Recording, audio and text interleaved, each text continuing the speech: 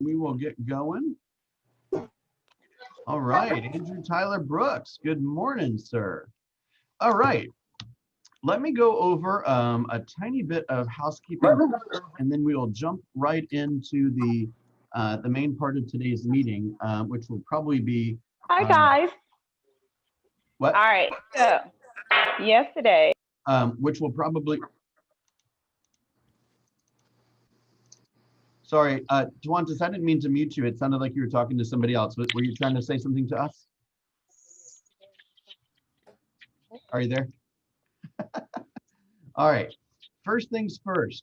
Today from 1 o'clock to 2:30 is the last diversity and inclusion mastermind at the Market Center. So that is going to, there's a little notice about it.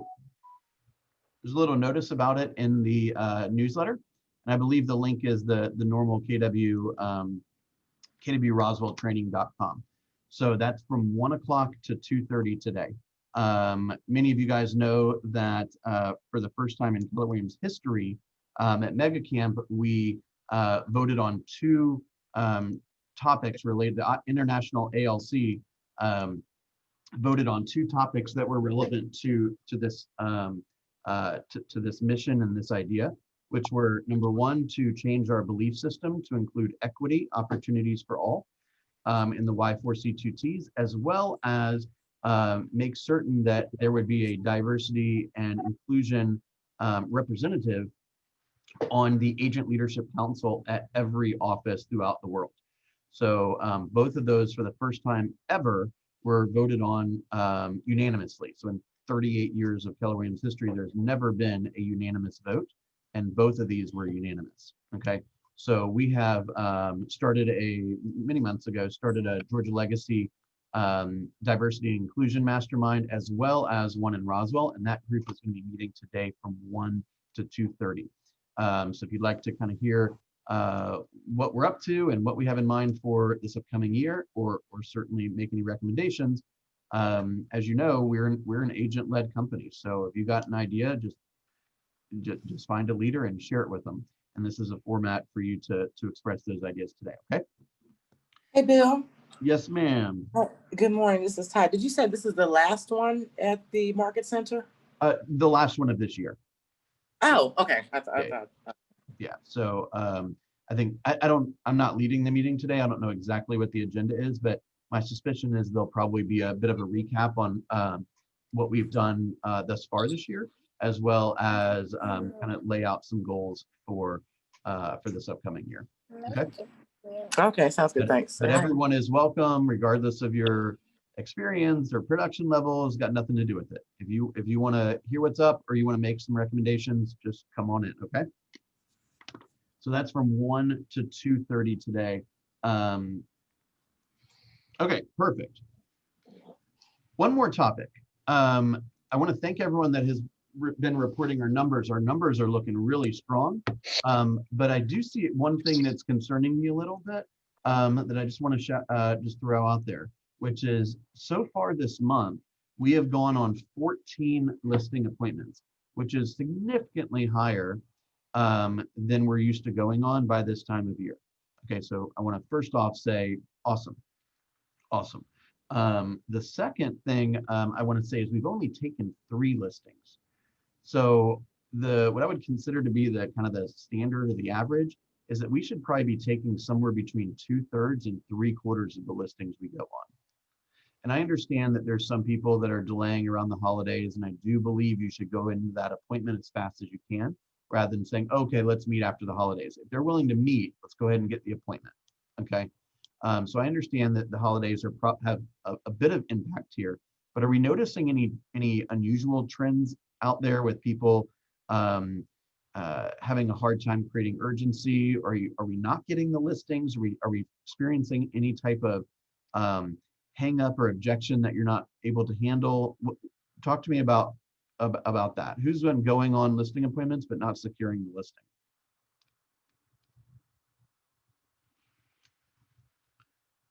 Anybody?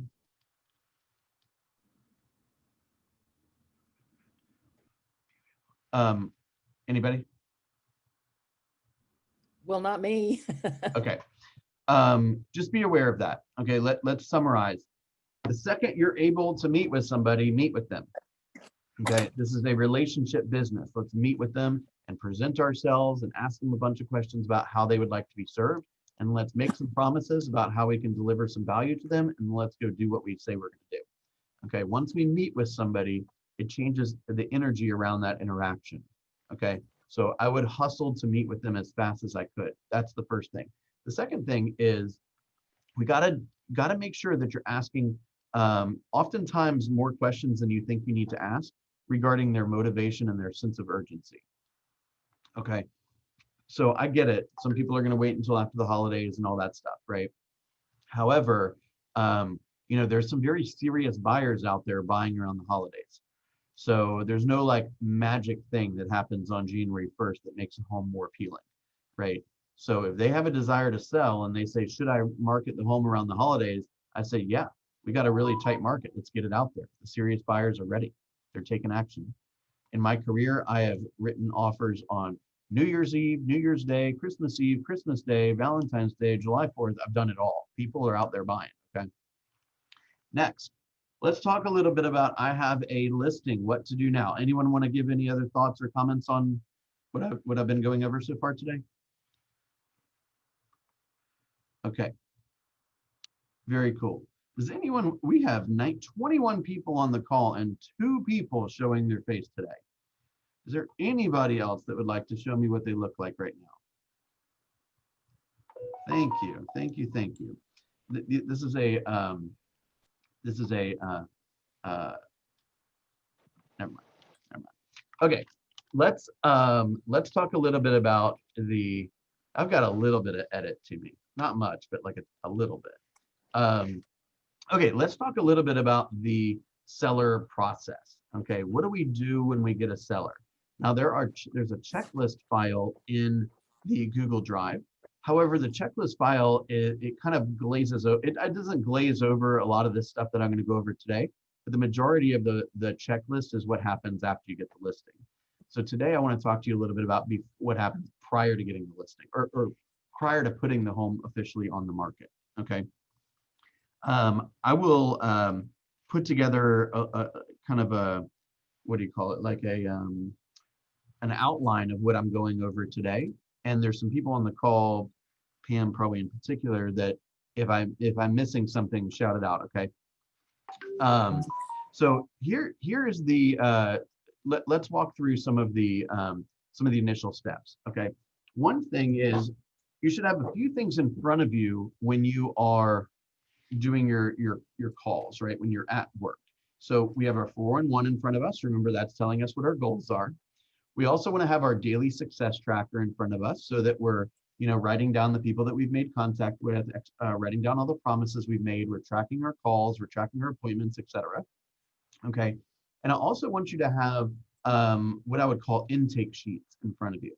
Okay. So an intake sheet is kind of, and we have those in the Google Drive as well, but that is essentially the pre-qualification questions for both buyers and sellers. So if you're in the middle of a conversation and the conversation moves in a direction where you're like, whoa, I may have a buyer here. Oh, whoa, I may have a seller here, right? You want to be able to quickly reach your hand over and have a list of questions that you are ready to ask. If you haven't already memorized them, they should be like accessible basically at all times, okay? Because it goes from I don't think this is going anywhere to this is a buyer instantly. Make sense?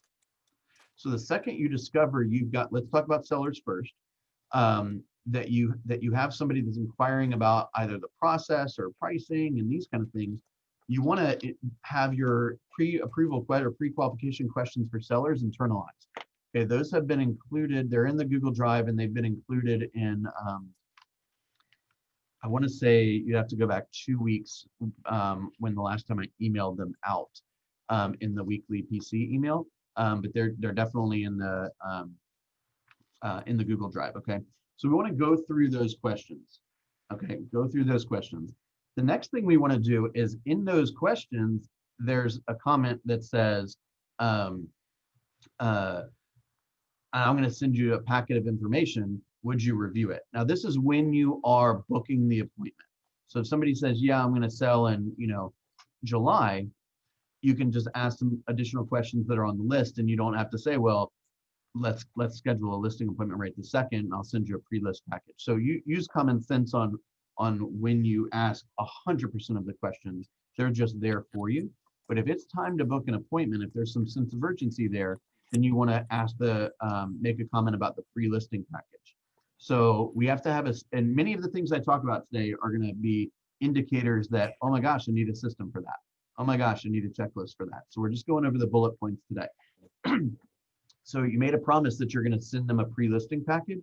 So we want to send them the pre-listing package, which begs the question of, what is a pre-listing package? What does it include? Do you have any examples of it? All that stuff is in the Google Drive, and it's been discussed in the weekly emails as well. Okay, there's a document called the listing proposal that I've included in weekly emails for a while now, and it's also in the Google Drive, which is a woman from Mega Team down in Florida. And it's just an example of what you would share with the seller prior. Gene Rivers also talked about this during the listing clinic, is it goes through your resume, some testimonials, some evidence of success, some things they need to know about preparation, pricing, these kind of things, right? So you drop off the pre-listing package. Next thing you need to do is prepare for the listing appointment, okay? So the way that I believe you should prepare for the listing appointment is to become the smartest person in the world about homes for that market, right? So let's say you're interviewing for a townhome in Sandy Springs, okay? You should go and look at every townhome in Sandy Springs that a buyer of your potential listing might consider. So let's say that you look up the activity in that particular neighborhood, and the sales range from $400,000 to $500,000. Like, I don't want this to sound like it's overkill, but you need to know everything about townhomes in Sandy Springs between 400,000 and 500,000. Like, because more than likely your homeowner knows, right? What other neighborhoods or homes in that a buyer might consider? Are they old? Are they new? Are they big? Are they small? Do they have gates? Do they have pools? Do they have gyms? Right? You got to go and learn the market, right? So I would take a little bit of time. That's ideally why you don't set a listing appointment for that day. Number one, you want the pre-listing package to have time to get there and for them to review it. And meanwhile, you need to do some research. So I would go look at every single property, at very least online, but a handful of them in person if possible, so you know what to expect when you walk in the door. Make sense? Now, so we're going to go and preview all the. So Bill, yeah, go ahead. Did you so what you're doing is you're bracketing based upon what you think the price is in an area. So, I mean, I guess that makes the most sense when I'm thinking about it, but I don't always go by price and area when I'm looking for a home.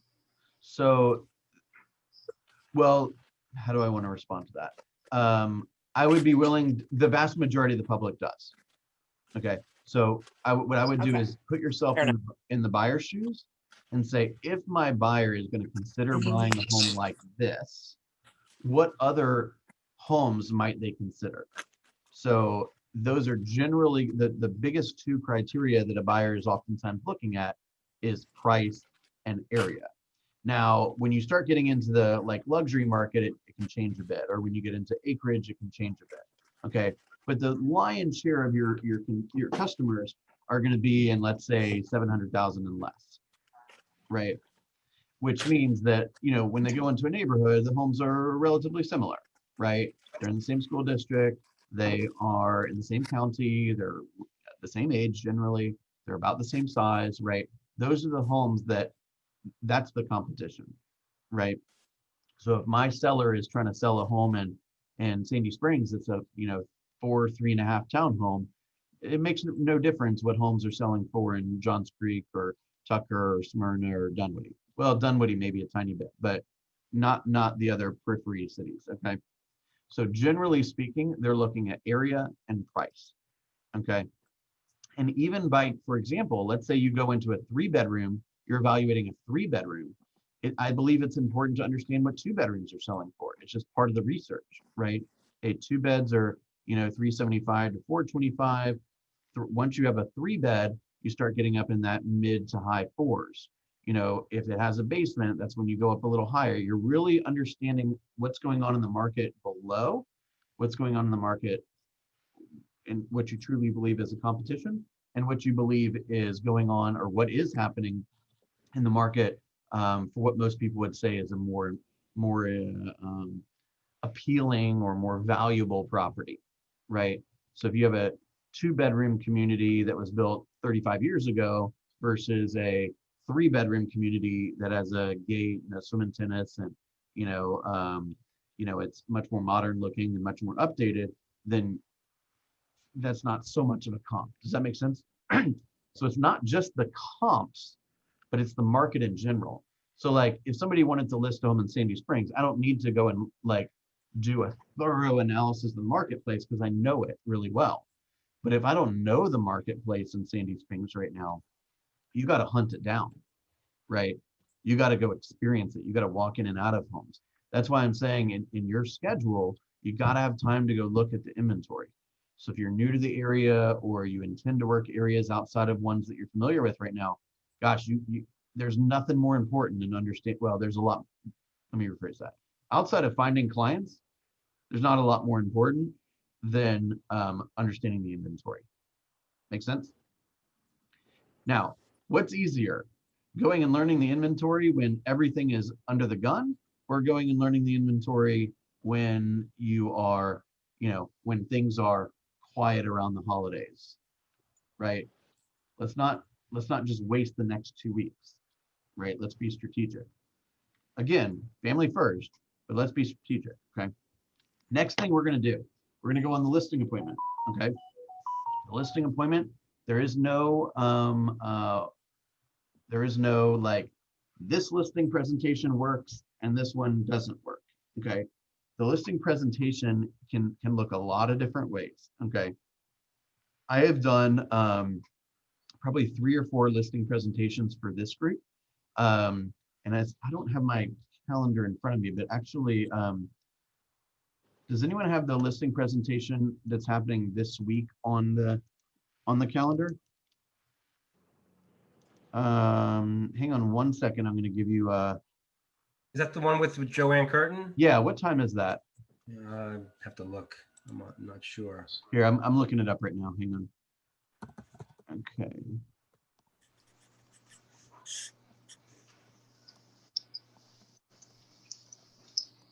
Okay, listing consultation with Joanne Curtin Thursday from 11 to 12. Thursday, 11 to 12, kwroswelltraining.com. Joanne is the #1 agent in our market center. Okay. Okay, did you hear what I said? The #1 agent in the market center is sharing their listing presentation tomorrow from 11 to 12. Don't miss that. It's a no-brainer. Okay. By the way, she'll probably tell the story. Hopefully she does. I forget the exact number. I think it's either 57 or 58. She went on 57 or 58 listing appointments and didn't get a single one of them until the next one. Okay. So if you've been on 1 or 2 or 3 and you didn't get any, don't lose energy. Okay. It's a long road. We're going to get better and better every single time. Okay. No, that's going to be on Zoom, Venus. That's on Zoom. Okay, so I've done a number of those. You can look them up in the YouTube channel. There's resources on YouTube, on KW Command, and in the designs, you can get the templates. 1 week ago, I sent out, but in the weekly email, the listing presentation template. Okay. Now, the main idea of the listing presentation is it is an opportunity for you to complement what you sent in the pre-listing package, and it's really primarily an opportunity for you to get to know the seller, right? What is the seller dealing with? What's their motivation? Why do they want to move? Why is that important to them? How do they want to be served? How do I win with you? How do I lose with you? How do I share delicate information or bad news with you? Like, you're really getting to the heart of how to service this particular client. It is not, you sit here and I'm going to thumb through a 100-page brochure with you and expect you to listen to me. It is not a listen up while I tell you why I'm qualified. It is a, I'm here to serve you. Now, let me ask you a couple of strategic questions, okay? And there's a script for that, right? You're going in and there's several scripts. This is what I do prior to the presenting the comps. This is how I present the comps. This is how I walk the home. This is how I fill out my data page, right? These are the questions I ask. I review the pre-listing or the pre-qualification questions that I asked at the beginning, okay? Now, listing appointment is done. Things are looking good. I make a close and they say, we're good. Let's do it. I would obviously, hopefully it goes without saying, I'm going to bring paperwork that day. And if they're ready to sign, they're signing it right then and there, where I'm not going home and saying, I'll email it to you so it can be signed through DocuSign. They're signing it in blue or black right there, and I'll upload it later. Okay. If they're ready to sign, get them to sign. Okay. Now, if they're not ready to sign, they need to think about it or whatever. You know, we know how to handle some of those objections, but obviously some people, you're not going to get 100% of signatures there. That's fine. You follow up with them with whatever you promised, and you check in with them according to when you said you'd check in with them, okay, or when they requested to be checked in with. You want to say something to the degree of when you have a feeling like you'll be working with them, of course. So I'm going to send you some disclosure statements so you can begin to work through those. Okay, remember the standard disclosure statements are the seller's property disclosure, the lead-based paint disclosure if the home was built prior to 1978, and the community association disclosure statement, which is relevant if the home is part of an HOA. Okay, it's their opportunity to complete it. It's your opportunity, as we discussed yesterday or the day before, it's your opportunity to make sure it reads right and it's not sloppy. Okay, so if they didn't give a thorough explanation of how the plumbing leak in the basement was fixed, you know, if they say, for example, entire basement flooded, I fixed it and it's good now. That's not really well stated. I would ask them to be a little bit more thorough, right? Basement flooded on the summer of 2016. We called insurance. Professional remediators came in. We checked for mold. We've made all the necessary repairs. Receipts are available if you'd like them. There's been no problem since. Now, which one gives the buyer more confidence that that problem was addressed properly? Okay, so be thorough. Don't hide anything, but be thorough. Okay, next, so you give them an opportunity to start to complete the disclosure statements. Okay, we're also going to have them complete the listing agreement. There's several videos that we've put out about going through the listing paperwork and how to fill out each line there. Okay, typically I would say that you should be having at least 90 to 120 day listing agreements, if not more, even though the market's fast. And if you're up in the luxury area, it should be more like 6 months to a year. Okay, make sense? More often than not, I'm going to leave the start of the listing period and the price blank for the moment. Because if they're going to go and do some painting or some landscaping or have a stager or whatever come in, and it's not going to be 2 weeks, or it's going to be 2 weeks or something before they list, anything could happen in 2 weeks, right? There could be a new piece of competition that would affect our marketing strategy. There could be a home sale that causes us to want to sell for more or for less. So what I always do is say, look, I'm gonna give you a range. Right? I'm gonna share the information with you. You're gonna share it with me. We're gonna have some discussions around it, and we're gonna say, hey, this home is probably gonna be in that 425, 435 neighborhood. However, we're not listing for 2 weeks. So my job is to monitor the market over the next 2 weeks, share with you any new news that you and I need to discuss prior to us creating a strategy that would have gotten the home sold 2 weeks ago, yet there's new things we're competing against that we didn't take into account. So it makes sense to wait until the very last second to finalize the price. Is everyone clear on that? Okay. So meanwhile, you've walked the seller through the process. Okay. We're studying the comps, we're pricing the home, etc. So you're discussing strategy all along the way, and you're revisiting the comps to make sure that nothing has changed. Okay. Obviously, you're going to have a discussion around the timing, right? Are we listing this thing right away, or we got to do some prep work, etc. Okay. Photos. Bill, can I ask a question? Yeah. The paperwork for the disclosure statement, I know you have a copy on a Google Drive, but isn't there a place that we're supposed to be pulling our forms from directly Oh, yeah. where we put in the form number in case it's changed?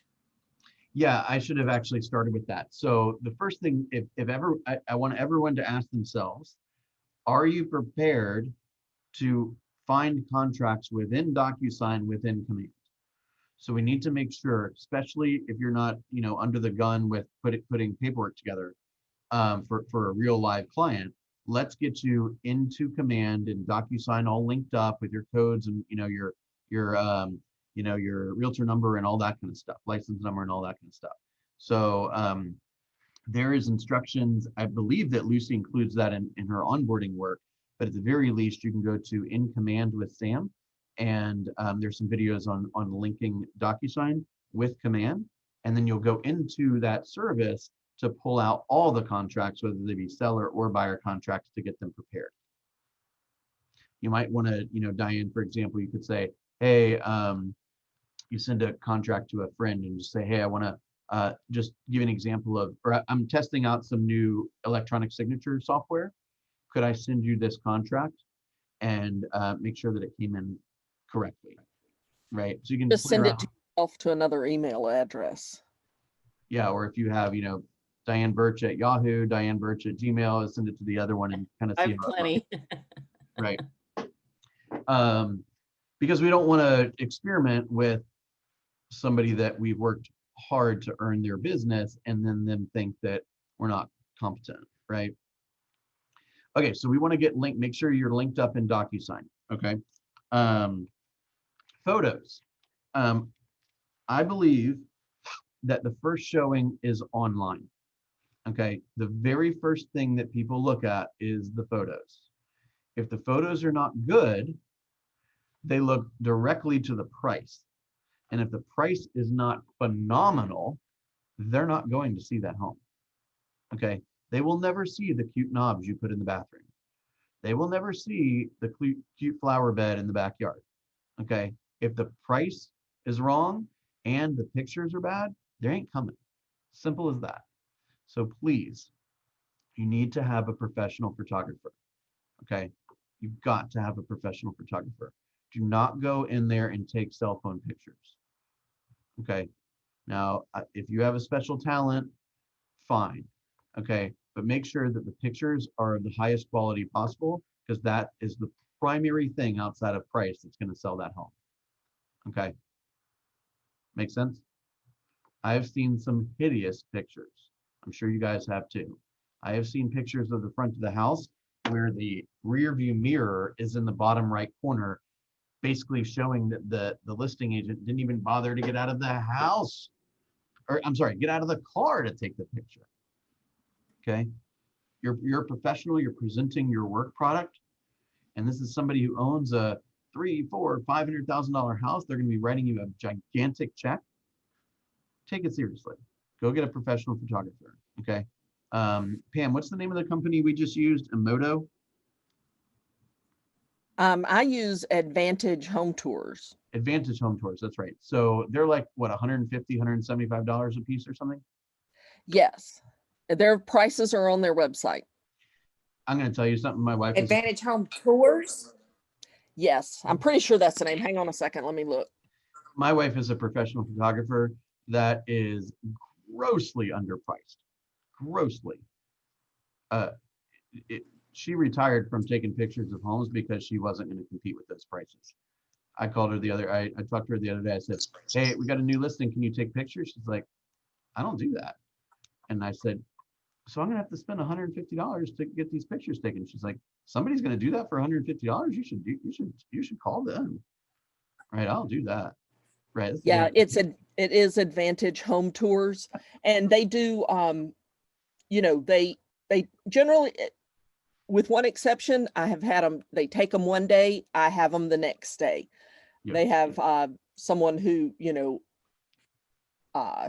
color corrects and edits the photos overnight, someone outside the US that does that.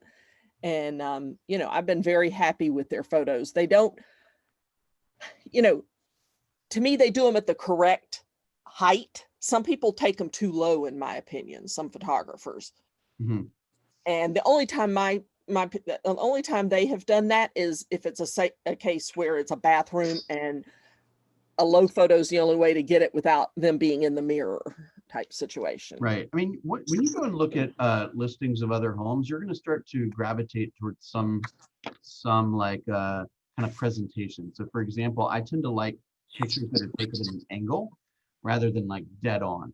So if you've got like a picture of the front of the home, you'll see some that are like dead on. I tend to like it a little bit. I'm not saying it's right or wrong. I've just sold a lot of houses quickly. Like I tend to like them at slight angle. And I find that the rooms look a little bit bigger that way, right? So it's just my personal opinion. That's just my kind of my style. But you can build your own style. This is your business, right? Okay, so photos. We hire the photographer, we get the pictures taken, we get them back, and we labeled them, and they're ready to be inputted into the listing. Okay. We are putting the homes in the system. Pam, talk to us about how you put a home in the system for me, please. I click on the, go to matrix and then go to the add edit option and add the photos there, add all the information about the home there. Photos, I arrange the photos. I also always put descriptions at the bottom of the photos to say what room this is, what level it's on, whatever. My personal preference in putting photos online is, I feel like if you don't get their interest in the first 5 or 6 photos, they're not going to continue. So I don't give 5 or 6 different versions of the front of the house as my first 5 or 6 photos. I give the front of the house, the kitchen, the master bath, the family room, that sort of thing is the first 5 or 6. Right. Then I Anything go that's back flashy, to the other. like if the backyard's really great, like Yeah. you got 5 or 6 pictures to catch their attention. So if you've got like 3 different angles of the kitchen, Yes. you can do those a little bit later in the order.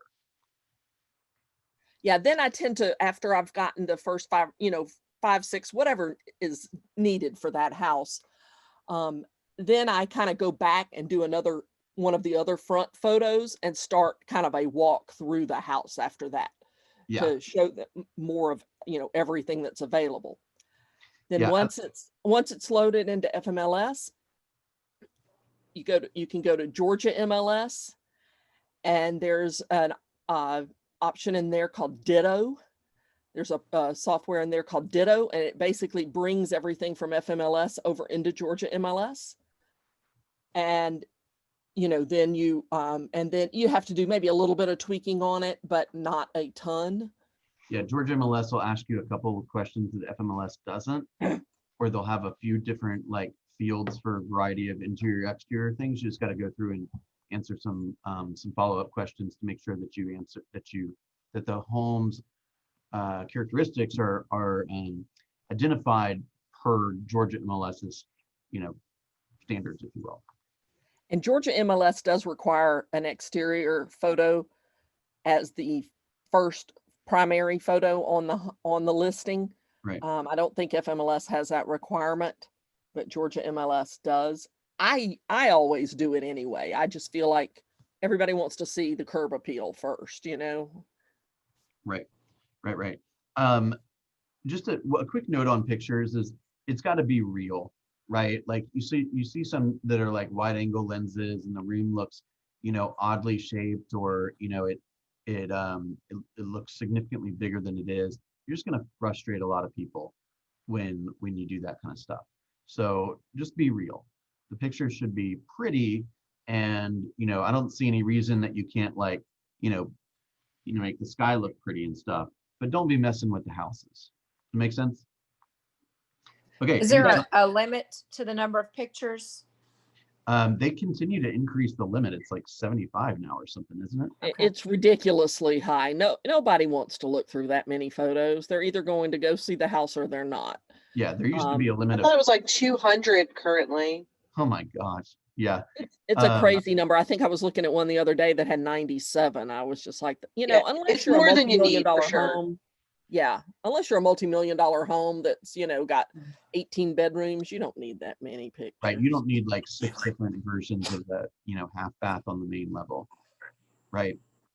But you want to make sure that the pictures kind of, you want them to tell a story as if they're walking through the home, right? So if they've got like a, you know, a common room in the basement, and maybe it's got a pool table and a little bar, you might take a few angles so they can see, you know, that the pool table space opens to the bar, and like where the staircase is coming downstairs. Like, you want to give them a real good idea of what the property looks like. Okay. Next is you want to set some expectations with the seller on. Bill, sorry, we're out of time. Can we pick this up tomorrow? Yeah, let me finish one idea, and then and then we'll be done. Let's see. You want to set up a system for feedback. So you want to give the seller understanding of, hey, every Friday I'm going to be calling you and telling you what's going on, right? And then you need to have a system of collecting the feedback from showings, and then a system for sharing that feedback with the candidate or with the client. Okay. Okay. Thank you guys. Let's hopefully I'll see a handful of you guys from 1 to 2:30 at the Diversity Mastermind today. And Marie, if you could reach out to me privately, I want to try to reschedule our thing on Friday. And then I am teaching the 3612-3 class on for sale by owners and expireds on Friday from 1:30 to 3:30. That's why I need to move it. And David, you too. Thank you guys. Have a wonderful day. This will be on YouTube momentarily. Thank you. Mhm.